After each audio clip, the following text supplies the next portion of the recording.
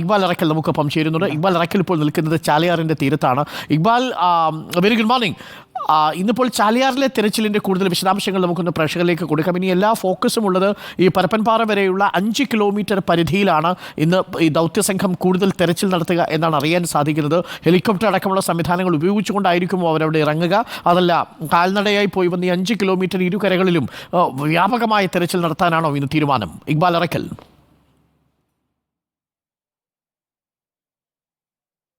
Arunkumar, very good morning. ഞാനിപ്പോൾ ഉള്ളത് ഈ ചാലിയാറിൻ്റെ തീരത്താണ്. മുണ്ടേരി പറയുന്ന ഭാഗത്താണ്. ഇരുട്ടുകുത്തി എന്നാണ് ഈ സ്ഥലത്തെ പറയുന്നത്. ഇവിടെ ഈ ചാലിയാറിൻ്റെ തീരത്താണ് ഇന്ന് തിരച്ചിൽ നടത്താനുള്ള ഒരു തീരുമാനത്തിലാണ് ഉദ്യോഗസ്ഥരുള്ളത്. പ്രധാനമായും ഒരു ജനകീയ തെരച്ചിൽ നടത്താനാണ് തീരുമാനം. വിവിധ സംഘടനകളുണ്ട്. അതിനൊപ്പം തന്നെ NDRFിൻ്റെയും അതുപോലെ തന്നെ തണ്ടർബോൾട്ടിൻ്റെയും പോലീസിനെയും ഫയർഫോഴ്സിനെയും എല്ലാം സേനാംഗങ്ങളും ഈ തെരച്ചിലിൽ ഉണ്ടാകും. വിവിധ സന്നദ്ധ സംഘടനകളിൽ നിന്ന് 15ഓളം അംഗങ്ങളെ വീതം ഉൾപ്പെടുത്തിയാണ് ഈ തിരച്ചിൽ നടത്തുക. ഇപ്പോൾ നമ്മൾ ദൃശ്യങ്ങളിൽ കാണുന്നത് ചാലിയാർ പുഴയാണ്. പുഴയുടെ ഒഴുക്ക് അല്പം വർദ്ധിച്ചിട്ടുണ്ട് എന്നാണ് നാട്ടുകാരിൽ നിന്ന് മനസ്സിലാക്കാൻ സാധിച്ചിട്ടുള്ളത്. ഈ പുഴയുടെ ഇരു കരകളിലും ഇന്ന് തിരച്ചിൽ നടത്തും. ഈ ഇരുട്ടുകുത്തി മുതൽ പരപ്പൻപാറ വരെയുള്ള മേഖലയിലാണ് പ്രധാനമായും തിരച്ചിൽ നടത്തുക.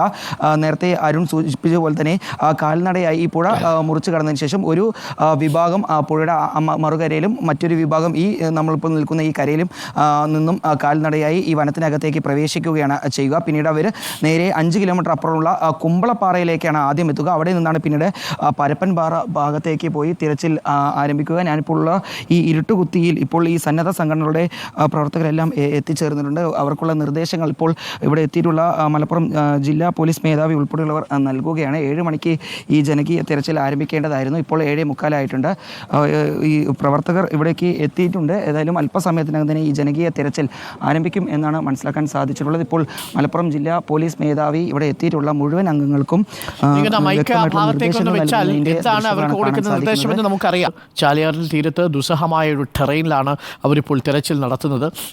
എന്താണ് ഈ സംഘാംഗങ്ങൾക്ക് കൊടുക്കുന്ന നിർദ്ദേശങ്ങൾ എന്നുകൂടി നമുക്കറിയാം. ഒപ്പം ഉദ്യോഗസ്ഥർ കൂടി ഇന്ന് തെരച്ചിലിൽ ഭാഗമാകുന്നു. ജനകീയ തെരച്ചിൽ ഇന്ന് ചാലിയാറിൻ്റെ തീരങ്ങളിലാണ് നടക്കുക.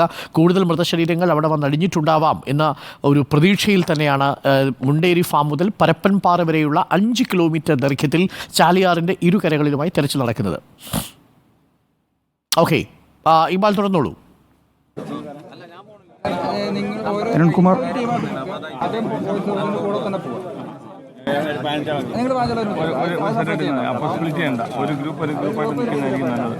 ഇക്ബാൽ തുടരാം.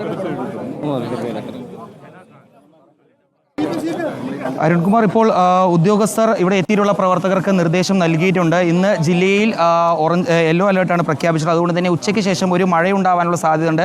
അതുപോലെ തന്നെ പുഴയുടെ ഒഴുക്ക് നമ്മൾ നേരത്തെ പറഞ്ഞതുപോലെ തന്നെ കൂടിയിട്ടുണ്ട്. അതെല്ലാം ശ്രദ്ധിച്ച് വേണം ഈ തിരച്ചിലിന് ഇറങ്ങുന്നവർ ഈ തിരച്ചിലിൻ്റെ ഭാഗമാവാൻ എന്ന നിർദ്ദേശങ്ങളാണ് നൽകിയിട്ടുള്ളത്. ഇപ്പോൾ മലപ്പുറം ജില്ലാ പോലീസ് മേധാവി നമുക്കൊപ്പം ചേരുന്നുണ്ട്. സാർ, ഇന്ന് എങ്ങനെയായിരിക്കും ഈ തെരച്ചിൽ നടപടികൾ? ഇപ്പോൾ ഇവിടെ പോലീസ് ഉദ്യോഗസ്ഥരുണ്ട്, പോലീസ് തണ്ടർബോൾട്ടുണ്ട്, ഫയർഫോഴ്സ് ഉണ്ട്, ഫോറസ്റ്റ് ഉണ്ട്, പിന്നെ ജനപ്രതിനിധികളോട് എത്തിയിട്ടുണ്ട്, പിന്നെ നാട്ടുകാരുണ്ട്, മറ്റ് സന്നദ്ധ പ്രവർത്തകരുണ്ട്, NDRF ഉണ്ട്, പിന്നെ റവന്യൂ ഓഫീഷ്യൽസ് ഉണ്ട്. അങ്ങനെ സമൂഹത്തിൻ്റെ വിവിധ തുറകളിലുള്ള ആളുകളുടെ ഒരു വിവിധ വിഭാഗങ്ങളുള്ള ആളുകൾ കൂടിയിട്ട് ഓരോരോ ഗ്രൂപ്പുകളാക്കിയിട്ട് നമ്മളിവിടെ നിന്ന് ഇരുട്ടുകുത്തി തൊട്ട് കുമ്പളപ്പാറ വരെ പുഴയുടെ 2 സൈഡിലെയും 2 ടീമും, കുമ്പളപ്പാറ തൊട്ട് പരപ്പൻപാറ വരെ പുഴയുടെ 2 സൈഡിലെ 2 ടീം, അങ്ങനെ 4 ടീം ഫോറസ്റ്റിൻ്റെ ഉള്ളിലേക്ക് പോകും.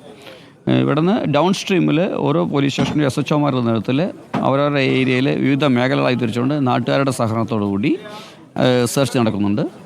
നിലമ്പൂർ ഭാഗത്ത് അവിടെ റെഗുലേറ്ററിൻ്റെ അവിടെ സ്കൂബ ഡൈവേഴ്സിനെ ഉപയോഗിച്ചുകൊണ്ട് നിലമ്പൂർ സിയുടെ നേതൃത്വത്തിൽ ഇവിടെ ആഴങ്ങളിൽ പരിശോധന നടത്തുന്നുണ്ട്. ഏതെങ്കിലും വല്ല ബോഡി വല്ലതും അടിയിൽ കിടക്കുന്നുണ്ടോ നോക്കാനായിട്ട്. വാഴക്കാട് അരീക്കോട് പോലീസ് സ്റ്റേഷൻ ലിമിറ്റുകളായിട്ട് പോലീസ് ബോട്ടിൻ്റെ സഹായത്തോടു കൂടിയിട്ട് അവിടെയും സെർച്ച് നടത്തുന്നുണ്ട്.